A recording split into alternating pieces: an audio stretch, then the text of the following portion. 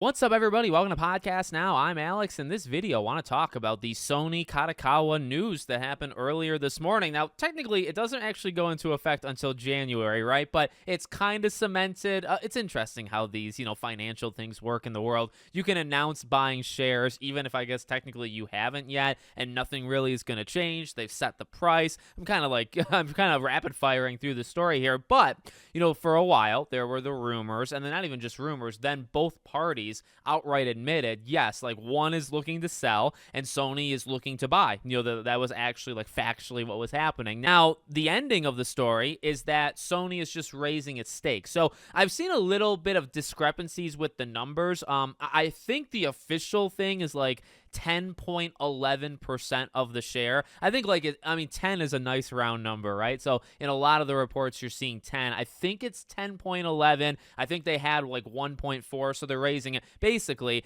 Sony already had just a tiny bit of stake in that parent company, right? Now, I think they have about 14% or so in FromSoft. That's kind of separate. Doesn't really matter when we're talking about this stuff. But they're raising their stake from, just over 1 to 10%. And by doing it to 10%, they give themselves basically the majority share of the shares of this company, right? So in the board meetings and when it comes to decisions, you would need quite a few different investors, probably not like the most of all time, but you would need like a significant amount of them to stand up and to be able to kind of veto what Sony would want to do, with a decision. So you have all that. One interesting thing, there's a couple interesting things to talk about, but one, when they did their press release, right? So they talk about the price, kind of just being a shade over $300 million. Now, to do the whole thing, by the way, would have been over $3 billion. It's pretty easy math.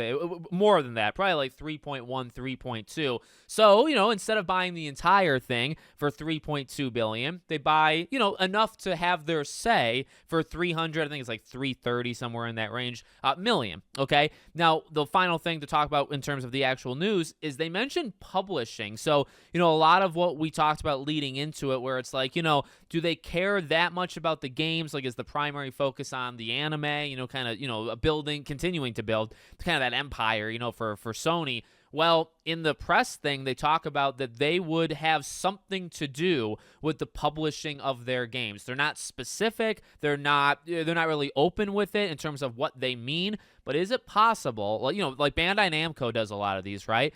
Is it possible the next game from FromSoft, not maybe the Elden Ring multiplayer thing, that's probably too soon, but whatever comes next, say whatever they make after that Elden Ring game, so 2 years from now, 3 years now, the next Armored Core game, would PlayStation be publishing it? Maybe they're dropping Bandai Namco. So that's, in terms of the gaming thing, that is one interesting thing just to kind of throw out there. And then just, as a whole, I don't know, I'm seeing much like you would expect. It's odd because they didn't outright buy them, I feel like you don't have the full potential of like console warriors, right? Like, it's still bad. You're still seeing, I think, some stupid takes. But generally, if they were to buy them just outright, I feel like it would be like an actual war, like we've really come to expect from these clowns. But right now, it's really not like that. Kind of because, like, well, what are you supposed to say? Honestly, I don't really have too much to say, but there's not anything really overtly negative or positive. It's like, they invested in a company that has stakes in games, and it might,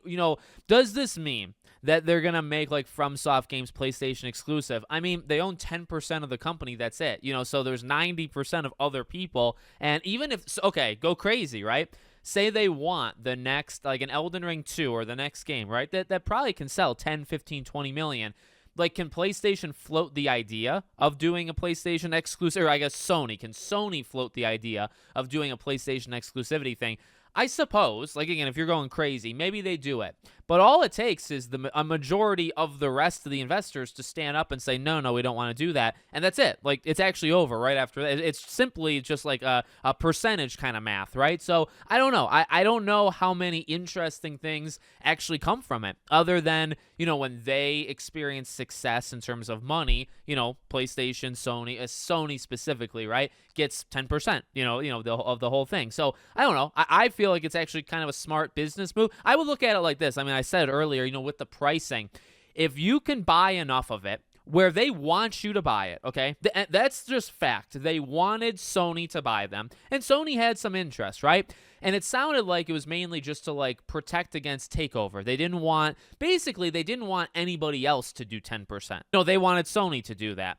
So if they wanted it, if Sony had some sort of stake in it, if they didn't outright buy them, if they only did 10%, and if you spend just a shade over $300 million instead of a shade over $3 billion, and you still have like a good amount of say, I mean, I just think about it in your own personal life. I'll think about it in my own personal life.